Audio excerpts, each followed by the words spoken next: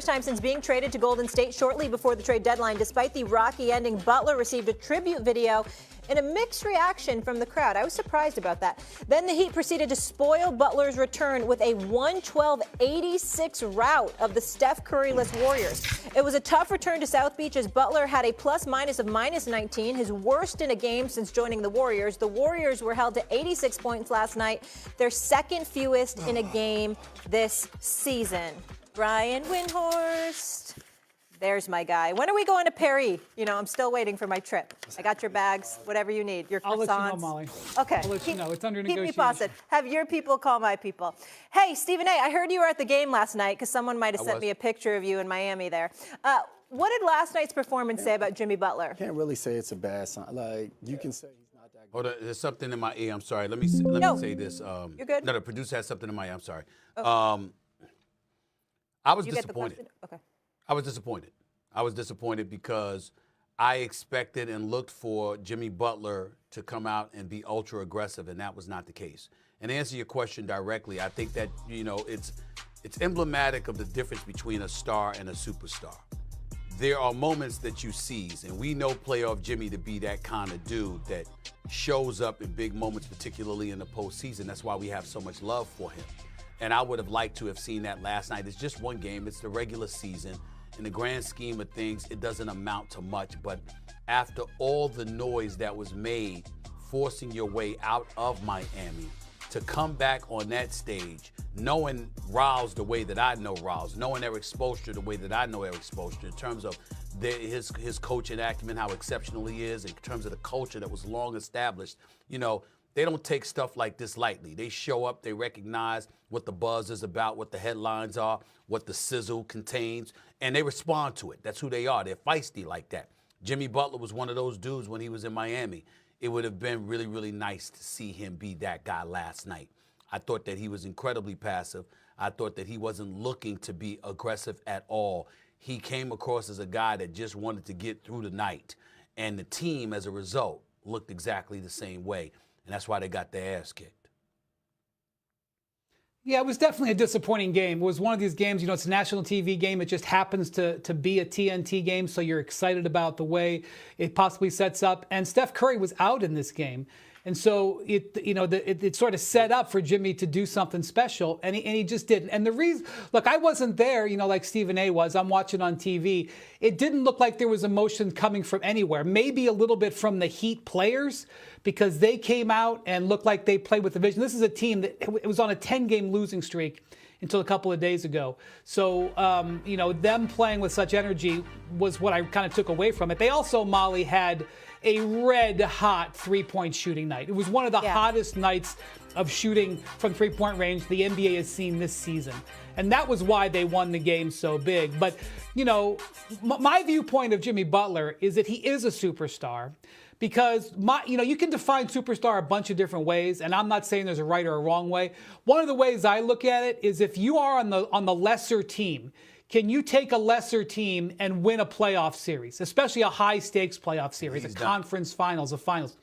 Jimmy Butler's done it multiple times. But he didn't have that type of energy in last night's game. And I will say this, from the bigger picture, Steph has missed the last two games. The Warriors have lost to the Hawks and the Heat, two under 500 Eastern Conference teams, and the Lakers have been on a losing streak. They were in position to move up to fifth in the West, with this Lakers struggling a little bit right now, and they've missed an opportunity, and they didn't get a great Jimmy Butler game either the last two games. So on sort of the bigger picture, that's what I was taking away from it. Well, I'll say three things. Number one, the Warriors needed to win because you got to avoid the play-in. And you have the Clippers, and you have themselves, and Minnesota, and one of those teams is going to be stuck in that play-in, and that is a disaster. So the game is significant. Number two, I questioned multiple times in the finals. I'm not counting the pandemic year when they waited 6 months to play again. He took one team to the final, Butler. I think he's a little overrated. And Stevie kind of alluded to that. I mean, he's very good. So he's not a great, when I consider great, he's not a great player. He's a very good player. He's not a great player. A great player is Luka, is the Joker, is Curry. That is Anthony Edwards. That's a great player. You're going to put Butler on that level as greatness is concerned? I mean, is he as good as Jason Tatum? That's a great player. I think he's cut below. That's number one. Number three, you know what? I know we all love. You don't think he's been a difference maker on the Warriors outside of last night? You don't think he's re-energized? It doesn't make any difference until I see the Warriors win some playoff series. I'm not interested in the. And right now the Warriors might be in a play-in. I know they won 14 and whatever it was. 14 you can't and 15. act like he hasn't re-energized that team. That's not fair. But who cares? But in the big picture, if they're in the play-in, who cares if he re-energized the team? They might be in the play-in. This team, they might be in the play-in game. I know, but Steph's also hurt. Go ahead. He missed 2 games. Well, he's hurt. Doggy. Can I say one other thing, please, quickly? Go ahead. Go ahead before I get at you. Go ahead. Can we now take the halo off Spoelstra? They're in the worst division in the NBA. There is nobody over 500. They play 25 games against the Orlandos, who haven't had their players all year. Atlanta, Washington. Right. I mean, Charlotte. That team is atrocious. And I understand Butler kind of screwed everything up. I get that. They're 10 games under 500. That is a horrendous. They should not be 10 games under 500. That's 31 and 41. Go ahead. Doggy, I said enough. First of all, what you just said was sacrilegious. Eric Spoelstra is a Hall of Fame coach. He's one of the great coaches in the game today. There is no question about that, okay? He's done a good job this year, Steve? He's done a good job this year. No, I'm not saying. Of course, I'm not going to say he's done a good job this year. He wouldn't tell you he's done a good job this year being 10 games under 500. But the fact is, you got to take into account the level of personnel that he has available to him, plus all the distractions that came with it. We can't ignore that. But when you give this man a shred of talent, what has he done with it? Let me tell you something right now. Pick your poison, doggy. 1 minute. First of all, don't ever associate me with saying my man Jimmy Butler is overrated. I never indicated that. I never intimated that at all. Jimmy Butler, considering his, well, you said I kind of alluded to him being overrated. I'm telling you, I did not. I did no such thing. I'm just saying I said he's overrated. I didn't say you said it. I said it. Go back to the clips. You said Stevie kind of alluded to that, and I said no, I didn't. That's why I interjected. You did. But my point is, yes, you did, doggy. Trust me, you did say it. You're on the defense today. You're okay. Okay, that's number one. When you look at Jimmy Butler, as Wendy pointed out, you are an individual.